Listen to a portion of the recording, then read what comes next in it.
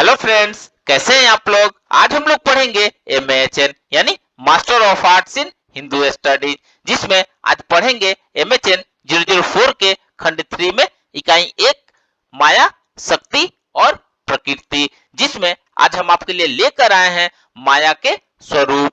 तो video start करने से पहले जो भी फ्रेंड्स हमारे चैनल पे नए आए हैं, कृपया चैनल को सब्सक्राइब कर ले और बेल आइकन को प्रेस कर दे, ताकि जो भी लेटेस्ट वीडियो हमारे चैनल पे आए वो सबसे पहले आपको मिल सके। तो आइए ज्यादा टाइम को न लेते हुए चलते हैं अपने टॉपिक पर। माया, प्रकृति और शक्ति में माया के स्वरूप के बारे में पढ़ते हैं। तो आइए वीडियो को स्टार्ट करते हैं। माया की अवधारणा में तुच्छ अर्थात अलिकता या नितांत असत, दूसरा अनिवर्चनीयता या सद असत से विलक्षण तत्व और तीसरा वास्तविकता, ये तीन प्रत्यय संपुटित है। परमार्थिक दृष्टि से जगत असत है, क्योंकि परमार्थ एकमात्र ब्रह्म ही सत्य है। व्यवहारिक दृष्टि से जगत सत्य है और जगत का अस्तित्व भ्रम या स्वप्न के समान नहीं है। संक्षिप्त अद्वैत वेदांत में तीन प्रकार के सत्य की विवेचना है, जिसमें सबसे पहला है प्रतिभासित सत्य, दूसरा है व्यवहारिक सत्य और तीसरा है परमार्थिक सत्य। प्रतिभासिक सत्य वह है जो भाषित होता है, किंतु जो परिवर्ती अनुभव से गलत सिद्ध हो जाता है। स्वप्न लोक तथा भ्रम के विषय प्रतिभासिक सत्य है, क्योंकि वे भाषित होते हैं और फिर अन्य अनुभवों से गलत सिद्ध हो जाते हैं। जगत की वस्तुओं जैसे घट, पट आदि का अस्तित्व व्यवहारिक है, वे केवल नियमान नहीं है, उनमें एक नियम और सातत्य है। कम से कम उनके कार्यकरण संबंध है, परंतु उनका अस्तित्व अविनाशी और नित्य नहीं है। वे सब उत्पन्न होती है और नष्ट होती है। उनके मूल में एक सत्ता है जो उत्पत्ति और विनाश से रहित है। यही सत्ता ब्रह्म है। ब्रह्म का अस्तित्व नित्य एवं एक रस है। उसके संदर्भ में जगत की वस्तुओं का अस्तित्व अनित्य और असत है। इस कारण यदि ब्रह्म सत्य है तो जगत मिथ्या है।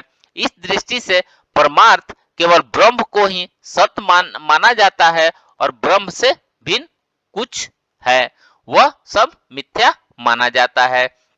यहाँ मिथ्या का अर्थ करते हुए अद्वैत वेदांतियों ने 5 अर्थों का स्पष्ट किया है।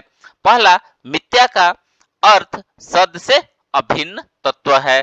दूसरा, मिथ्या का अर्थ ज्ञवत तत्व है। तीसरा है, मिथ्या का अर्थ सद असत से विलक्षण तत्व है। चौथा है, मिथ्या का अर्थ कुछ उपाधियों के रहते त्रैकालिक निषेध की प्रतियोगित्व है। पांचवा है, मिथ्या का अर्थ स्वनिष्ठ अत्यंता भाव योगित्व है। इस प्रकार मिथ्या तत्व के 5 लक्षण किए गए हैं और मिथ्यात्व एक परिभाषिक शब्द हो गया है। वह असत या असत्य का पर्यायवाची नहीं है। वास्तव में मिथ्या तत्व माया का पर्यायवाची है। जगत मिथ्या है, इस कथन का अर्थ यह नहीं है कि जगत भ्रम है या जगत असत है। इसका अर्थ केवल निम्नलिखित से किया जा सकता है। ब्रह्म की अपेक्षा जगत असत है। ब्रह्म ज्ञान होने पर जगत का ज्ञान निवृत्त हो जाता है। तर्कत हम जगत को न तो सत कह सकते हैं और न तो असत, वह इनमें विलक्षण है।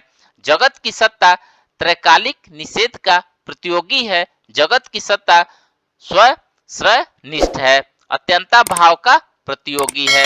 वास्तव में जो दृश्य है वह मिथ्या है, जैसे रस्सी में सर्प का अनुभव मिथ्या है। और जगत में वैसे ही यह है कि यह तर्क अद्वैत वेदांतियों ने जगत के मिथ्या तत्व को सिद्ध करने के लिए दिया है। इस पर वेदांत के आलोचकों का कहना है कि अद्वैत वेदांत में जगत का अस्तित्व भ्रमवत है, परंतु उनका यह कथन समीचीन नहीं है।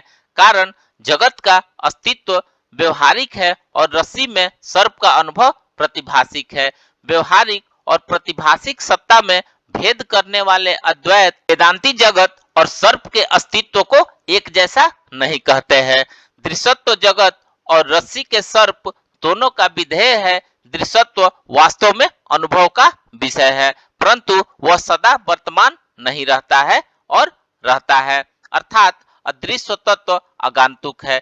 किसी वस्तु की उत्पत्ति तत्व नहीं होती, फिर भी हमें वस्तु की उत्पत्ति दिख पड़ती है। इसलिए यह उत्पत्ति एक ऐसा तथ्य है जो सत्य और असत से विलक्षण है। यह प्रतीयमान है किंतु सत्य नहीं है। इस कारण इसकी व्याख्या के लिए गौड़पाद ने अजातवाद या मायावाद को प्रस्तावित किया है।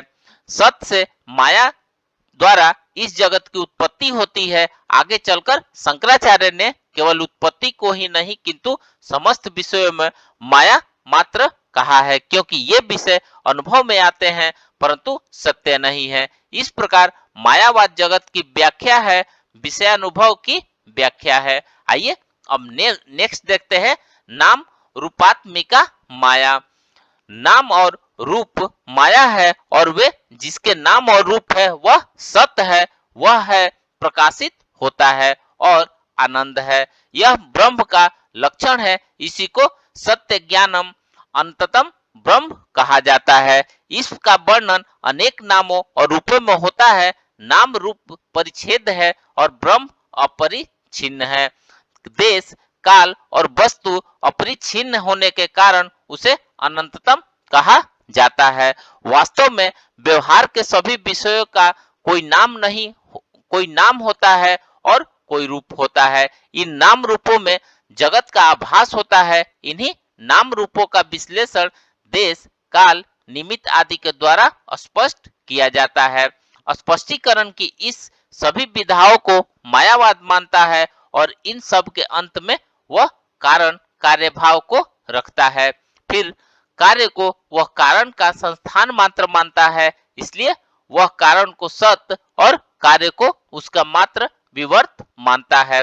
कारण कार्य की मीमांसा करने पर परम कारण अंततो गत्वा ब्रह्म सिद्ध होता है, जो अजर और अमर है और सभी कार्य उसके संस्थान मात्र होने के कारण केवल विवर्त सिद्ध होते हैं।